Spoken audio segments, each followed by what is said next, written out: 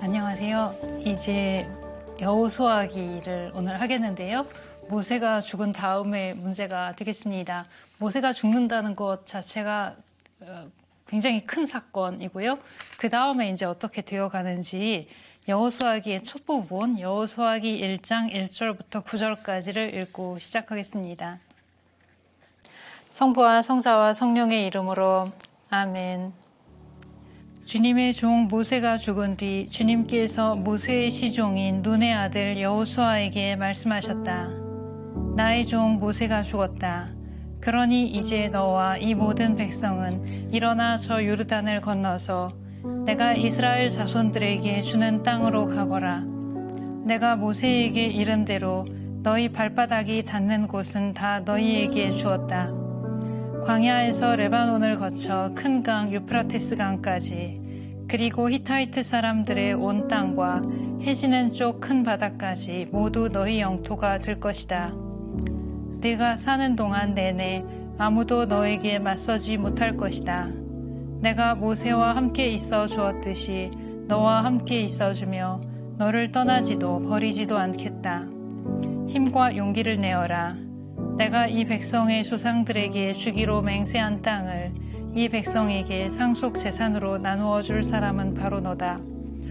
오직 너는 더욱더 힘과 용기를 내어 나의 종 모세가 너에게 명령한 모든 율법을 명심하여 실천하고 오른쪽으로도 왼쪽으로도 벗어나서는 안 된다. 그러면 네가 어디를 가든지 성공할 것이다. 이 율법서의 말씀이 내 입에서 떠나지 않도록 그것을 밤낮으로 되뇌어 거기에 쓰인 것을 모두 명심하여 실천해야 한다. 그러면 네 길이 번창하고 내가 성공할 것이다. 내가 너에게 분명히 명령한다. 힘과 용기를 내어라. 무서워하지도 말고 놀라지도 마라. 네가 어디를 가든지 주 너희 하느님이 너와 함께 있어 주겠다. 지난번에 역사서에 종료할 때 신명기의 역사서라는 것에 대해서 잠깐 말씀을 드렸었는데요. 이제 신명기의 역사서의 시작입니다. 여호수아기, 판관기, 사무엘기, 열왕기 이렇게 이어지는 책들인데요.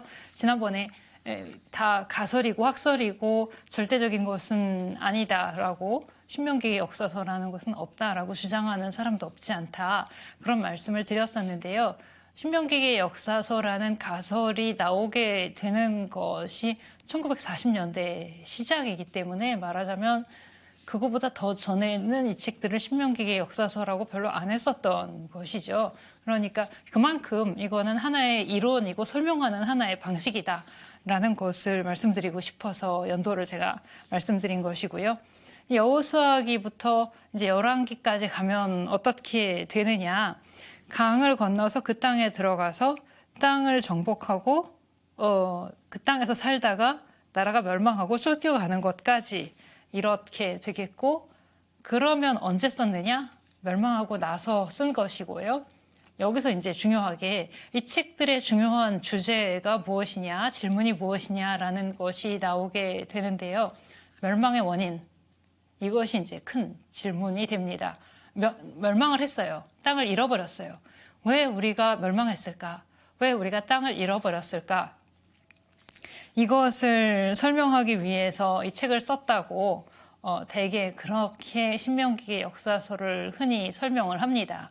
처음에 그 신명기의 역사서라는 학설이 나오게 됐을 때 이야기한 것이 주로 이런 것이었어요. 멸망을 한 다음에 멸망의 원인을 찾고자 했다. 그런데 멸망의 원인을 찾는다는 것은 이러이러해서 멸망했구나, 그걸 보면 그냥 끝인 것은 아니거든요. 예를 들면 저는 그런 경험이 있어요.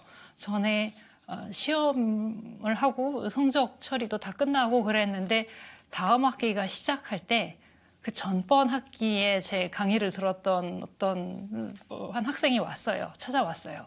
그러면서 이제 저한테 물어보는데, 뭐를 물어보냐면 자기가 지난 학기에 시험을 잘 못 봤다는 거예요. 시험 보고 성적을 받았는데 성적이 이제 별로 잘 안 나온 거죠. 그러면서 자기가 시험 본 거에서 뭐가 부족했는지를 알고 싶다. 왜 그러냐면 앞으로도 제 과목을 또 들어야 되니까, 앞으로 또 시험을 봐야 되니까 자기가 뭐가 부족했는지를 알고 싶다. 이렇게 찾아온 적이 있었거든요. 신명기의 역사서에도 비슷하게 생각할 수 있겠습니다. 우리가 왜 멸망했을까를 찾아본다는 것이 이유를 찾아보니까 이러저러저러해서 멸망했구나. 그러면 이제 여기서 조금만 더 가면 어떻게 되냐면 멸망할 만했구나. 멸망할 만한 충분한 이유가 있었구나. 우리가 충분히 잘못해서 멸망했구나. 그렇게 이해를 하면 그 다음에 이제 답이 없어지는 거죠. 신명기를 할 때에도 제가 신명기 30장을 많이 강조하면서 신명기가 강을 건너 들어가서 하느님께 충실하지 않으면 그 땅에서 살 수 없을 것이다. 쫓겨날 것이다. 그걸로 끝은 아니라는 말씀을 많이 강조를 해드렸었는데 신명기의 역사서에서도 그 부분을 좀 부각시키고 싶습니다. 왜냐하면 아까 말씀드린 것처럼 신명기의 역사서라는 학설이 처음 나올 때는 멸망의 원인을 물었다라는 거를 크게 강조했는데 근데 이러저러해서 멸망했구나. 우리가 하느님께 충실하지 않아서 멸망했구나 라는 것을 진단하고 멸망할 만했구나 하고 끝나는 거는 아니라는 거예요. 여호수아기를 읽으면서도 그 이후에 다른 책들도 그렇겠지만 지금 오늘 여호수아기를 보면서도 멸망의 원인을 찾는 것만이 아니라 그 멸망의 원인을 알았으면 그 다음에 무슨 이야기를 하는가. 이러저러해서 멸망했으니 그럼 우리는 이제 어떻게 해야 하는가에 대해서 여호수아기가 어떻게 말을 해주고 있는지 그것을 좀 찾아보면 좋겠습니다. 멸망의 원인을 알아본다는 것은 단순히 멸망의 이유가 궁금해서만은 아니고 앞날을 개척해 가기 위해서 이 상황을 어떻게 타개하기 위해서 멸망의 원인을 물어보는 것이니까요. 여호수아기는 사실 그리고 답을 알고 있습니다. 여호수아기를 쓴 사람이 나름대로 어떤 답을 가지고 있어요. 그 답을 보여주고 있다는 것, 오늘 그쪽에 조금 초점을 맞추고 싶습니다. 사실 여호수아기는 1장 6절, 7절만 읽으면 그 안에 내용 요약도 다 있고 핵심 주제도 다 나옵니다. 시작할 때 우리가 읽었던 부분인데요. 모세가 죽은 다음에 모세의 시종이었던 여호수아에게 하느님이 그 다음 세대를 위해서 이제 통수권을 맡기시면서 하시는 말씀입니다. 우리가 1절부터 9절을 읽었는데요. 그 중에서 특별히 이제 중간에 6절, 7절 이 부분이 되겠습니다. 내가 이 백성의 조상들에게 주기로 맹세한 땅을 이 백성에게 상속 재산으로 나누어 줄 사람은 바로 너다. 그러니까 이 땅을 차지하고 나누어 주고 그걸 할 것이 너다 라는 거예요. 그러니까 여호수아기의 내용은 이 땅을 차지하고 땅을 나눠주는 내용이 여호수아기에 나오게 되겠습니다. 근데 그 다음에 바로 이어서 무엇이라고 하냐면 오직 너는 나의 종 모세가 너에게 명령한 모든 율법을 명심하여 실천하고 오른쪽으로도 왼쪽으로도 벗어나서는 안 된다. 그러면 내가 어디를 가든지 성공할 것이다. 라고 되어 있습니다. 여호수아가 할 일이 조금 전에 말씀하신 거에서 보면 이 백성의 조상들에게 주기로 맹세한 땅을 백성에게 나눠줘야 되니까 영토를 정복하고 영토를 분배해야 되는 거죠. 그래서 여호수아기의 내용은 1장부터 12장까지 앞에 반인데 1장부터 12장까지가 영토 정복이라고 말을 할 수가 있고요. 그 다음에 13장부터 21장까지가 그 땅의 분배를 이야기를 합니다. 나머지 3장 22, 23, 24는 이제 끝맺음에 해당하는 게 되고요.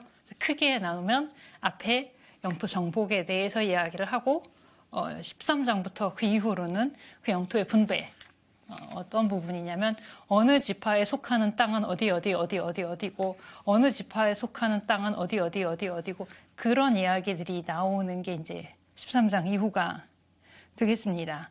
이게 이제 앞으로 나올 줄거리인데요. 지금 우리 아직 1장에 있잖아요. 앞으로 이제 나올 이야기가 영토 정복이고 영토 분배인데 그런데 영토 정복, 영토 분배를 하기 위해서 이제부터 네가 해야 되는 일이 무엇이냐라고 하면 율법인 거예요, 결국.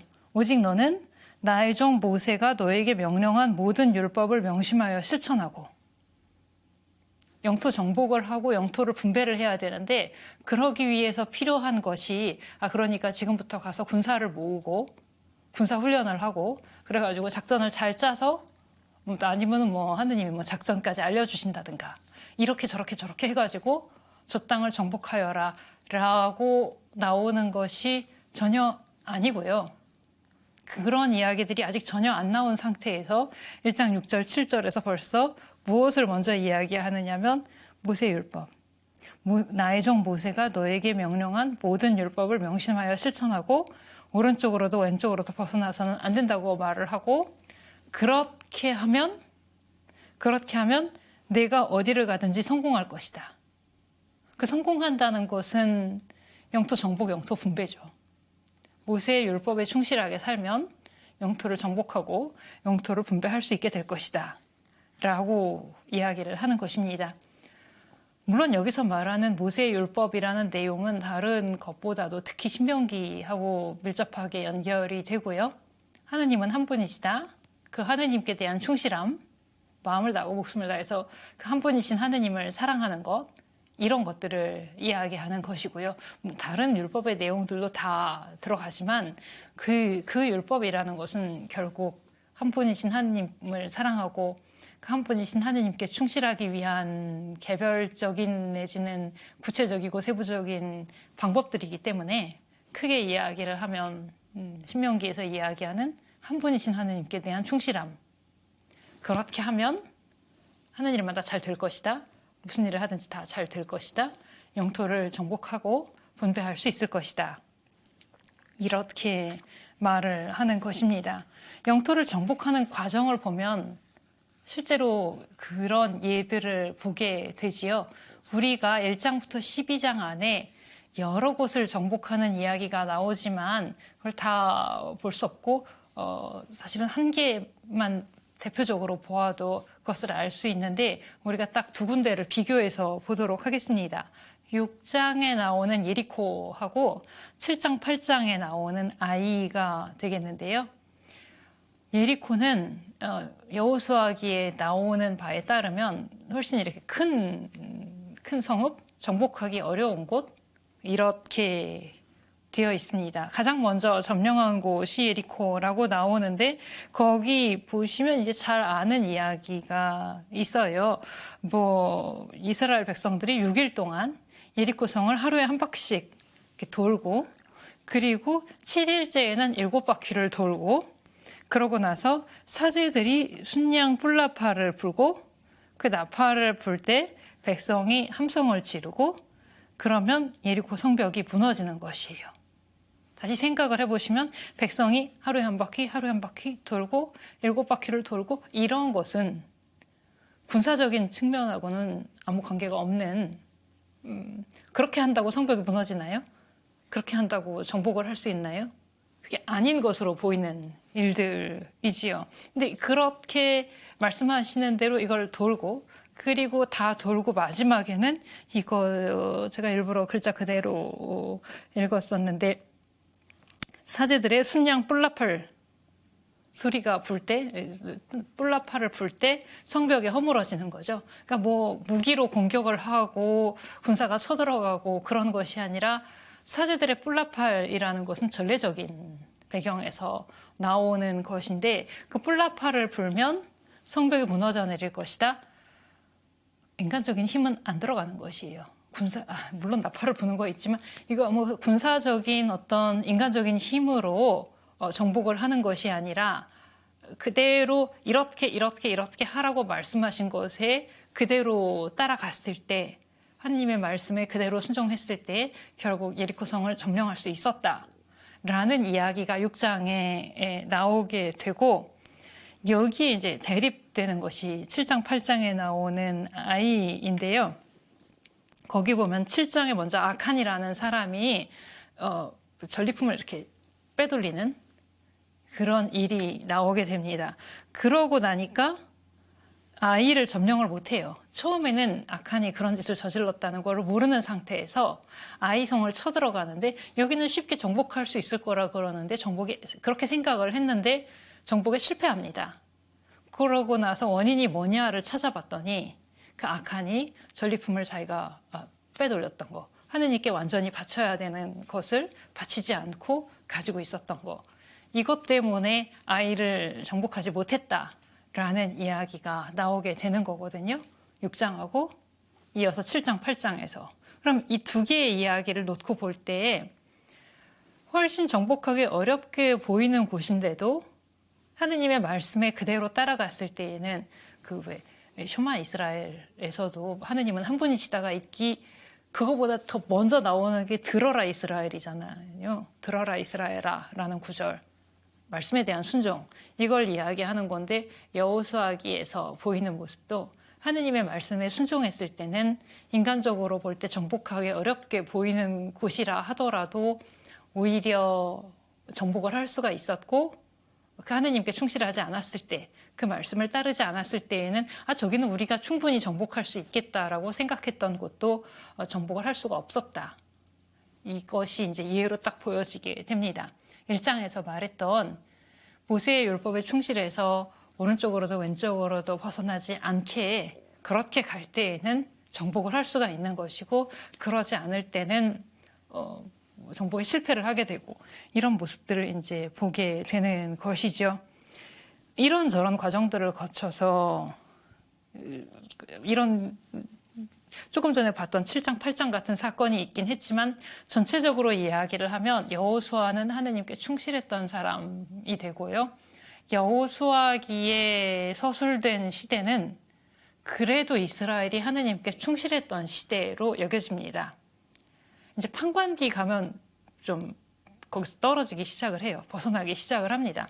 근데 여호수아 시대는 대체로 하느님께 충실했던 시대이고, 그랬을 때 정복에 성공을 하게 되는 것이지요. 12장이 끝날 때가 되면 정복이 끝나는 그런 장면을 보게 됩니다.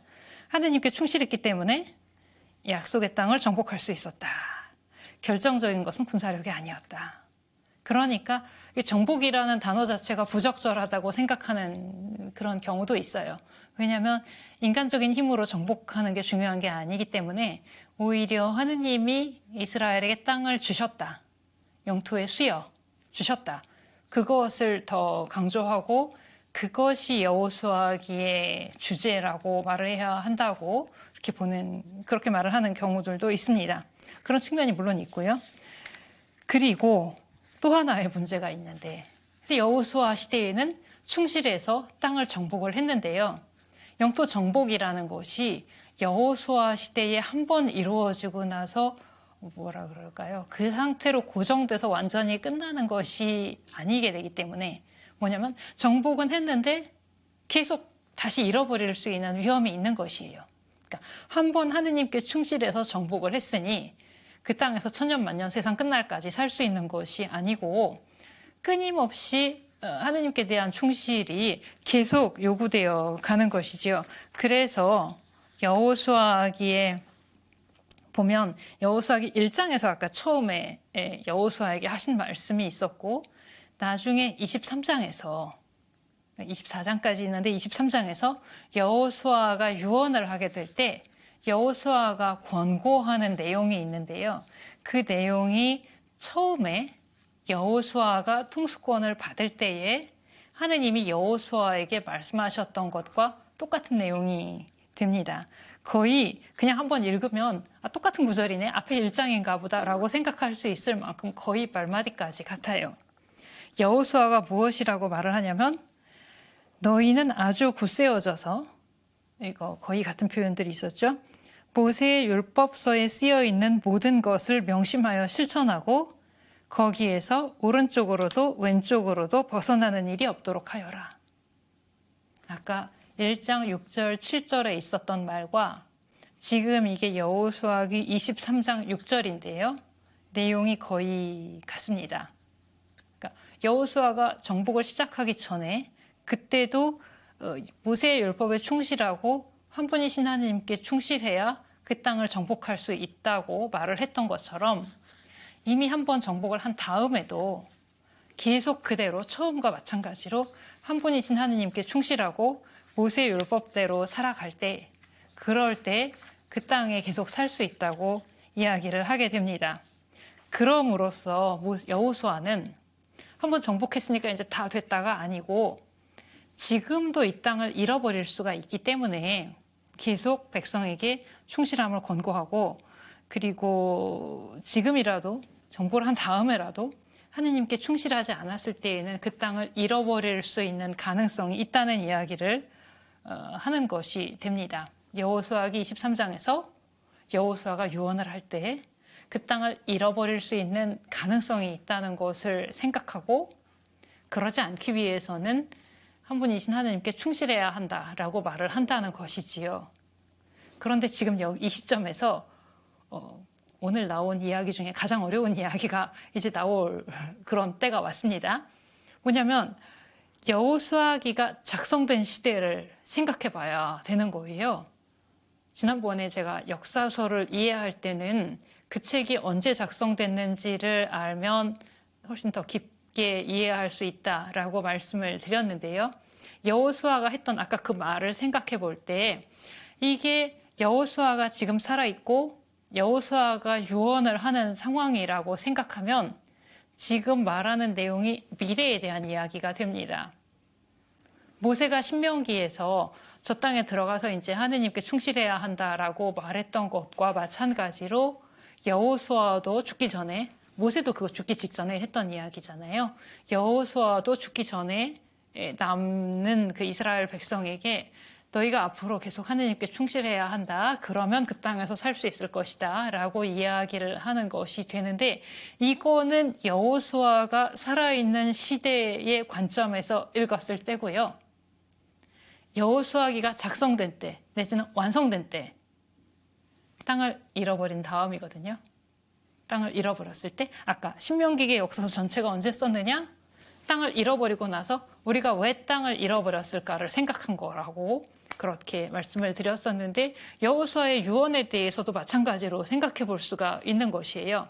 땅을 잃어버린 시점에서 그때 여호수아의 유언이라는 것을 보면, 아까 여호수아가 살아있을 때는 미래의 일이죠. 여호수아가 죽은 다음에 충실하느냐 마느냐의 문제죠. 근데 땅을 잃어버린 시점에서 보면 여호수아가 유언해서 말을 한 것이 벌써 다 일어난 상태거든요. 그래서 여호수아가 말한 것처럼 충실하게 살지 못했기 때문에 이미 잃어버린 상태가 되는 것이에요. 그럼 어떻게 할까요? 이미 잃어버렸는데 어떻게 할까요? 어떻게 하면 다시 들어갈 수 있을까요? 여호수아기 1장으로 돌아가면 됩니다. 여호수아기 1장이 땅을 정복하기 전이었잖아요. 지금 땅을 잃어버린 상태 마찬가지인 것이에요. 그 땅으로 다시 돌아가려면 어떻게 해야 되는가? 답은 이미 나와 있습니다. 모세의 율법에 충실하고 오른쪽으로도 왼쪽으로도 벗어나지 않게 한 분이신 하느님께 충실하게 그렇게 살아가면 다시 그 땅으로 돌아갈 수 있으리라고 말을 하는 것이 됩니다. 그러니까 사실은 이미 땅을 잃어버린 이스라엘에게 여호수아기는 어떻게 그 땅으로 돌아갈 수 있는지를 이야기하고 있는 것이에요. 그러니까 겉으로는 표면상은 어떻게 그 땅을 정복했는지 과거의 일을 이야기하고 있지만 사실은 유배에 와 있는 땅을 잃어버린 이스라엘에게 어떻게 그 땅으로 돌아갈 수 있는지 이것을 이야기하고 있는 책이다라는 것. 그래서 아까 제가 여호수아기는 이미 답을 알고 있다라고 말씀을 드렸었는데요. 이것이 여호수아기가 땅을 잃어버린 이스라엘에게 말해주고 있는 답이라고 할 수가 있겠습니다. 그러면 여호수아기의 이야기가 실제 역사와는 어떻게 되는가? 그 문제는 다음 주에 보도록 하겠습니다. 감사합니다.